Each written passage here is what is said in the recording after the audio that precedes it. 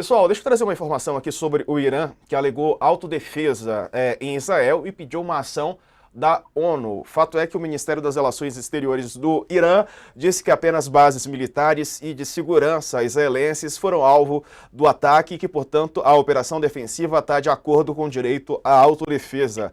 A chancelaria de Teherã pediu ainda que a ONU evite uma nova escalada do conflito no Oriente Médio e que tome medidas significativas para evitar ameaças contra a paz e a segurança na região. A guarda do regime disse que o ataque contra Israel foi uma retaliação à recente ofensiva militar israelense na faixa de Gaza e no Líbano. Vamos ouvir agora a professora de Relações Internacionais, a Daniele Aires está conosco. Professora, bem-vinda, boa noite.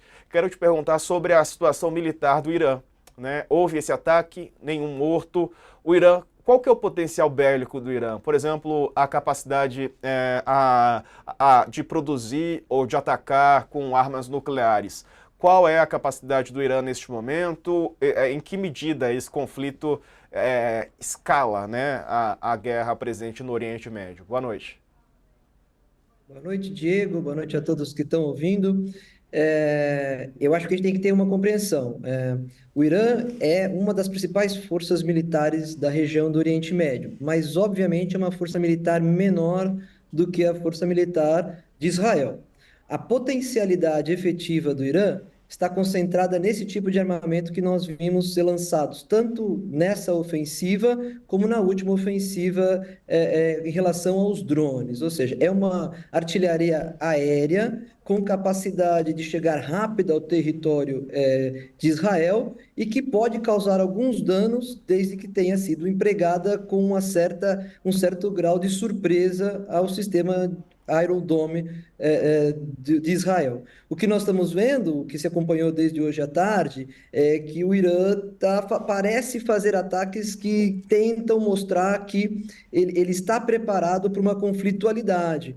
Mas, de fato, se nós formos comparar capacidades militares desses dois atores, o Irã, obviamente, pode vir a sofrer imenso com a capacidade bélica de Israel. Agora, na questão nuclear, aqui nós temos que entender que são dois atores que negam ter armamentos nucleares. E, de fato, nós sabemos que houve um retrocesso muito grande no desenvolvimento de armamentos nucleares por parte do Irã, desde o ataque à usina de Natanz, e por parte de Israel, nós sabemos que Israel tem ogivas nucleares, mas não assume que as tem como uma potência nuclear, então não parece que seja parte do seu plano usar de fato esse tipo de armamento nesse tipo de conflito que a gente está assistindo hoje. Então, a guerra ela vai parecer uma guerra de ataques pontuais, como nós estamos assistindo entre Irã e Israel, mas vai ser travada por procuração, como a gente fala, o que a gente chama de guerra proxy, entre os grupos armados pelo qual o Irã patrocina e ataca Israel nas suas fronteiras. Majoritariamente pelo Hezbollah, que ele alimenta com esses mísseis de forma efetiva, a quantidade de armamentos do Hezbollah é grande, e são fornecidos pelo Irã, e obviamente também por parte do Hamas, que hoje é muito mais fragilizado do que já teve logo ali no início, em 7 de outubro, né? Esse é Daniel, o panorama do ponto de vista bélico, óbvio, né? É. e qual é o papel dos Estados Unidos nessa guerra aí? O que você espera? É o grande, né, a grande incógnita e tal, mas que você deve ter ouvido o discurso do Biden, né? Ele falou agora há pouco, soltou nota e tal. Qual é o papel dos Estados Unidos nessa história? Se os Estados Unidos quisessem, essa guerra acabava, não é? Então, Então, puxa, eu disse, né? Vote em mim que eu acabo com a guerra. sim, veja, eu acho que os Estados Unidos hoje sofre de um paradoxo na sua posição frente a essa guerra.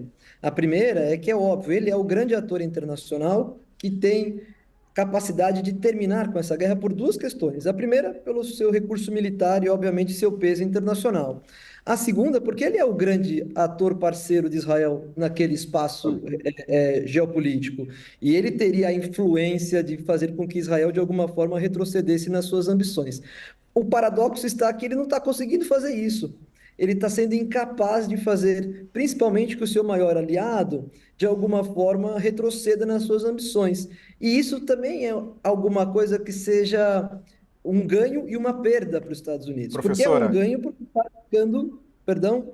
Não, eu que peço Sim. desculpas, te cortei aí no raciocínio, porque a senhora falou sobre essa falta de poder em relação dos Estados Unidos em relação a Israel. Tem esse lado que está sendo explorado pelo Trump, né, a incapacidade do Biden e da Kamala, que é vice, e agora há pouco a Kamala falou sobre esse assunto. Ela disse o seguinte, que tem um compromisso sólido com Israel e que sempre vai garantir que o país consiga se proteger do Irã. Foi um pronunciamento fora do usual, né, quando ela não era a candidata democrata à Casa Branca, e ela falou hoje à tarde, portanto, diz que sempre ela vai garantir que Israel consiga se proteger do Irã. Agora há pouco quem falou também foi o Netanyahu, e ele disse que foi um grande erro esse ataque, e que o Irã cometeu um grande erro e vai pagar por isso. Palavras do Benjamin Netanyahu.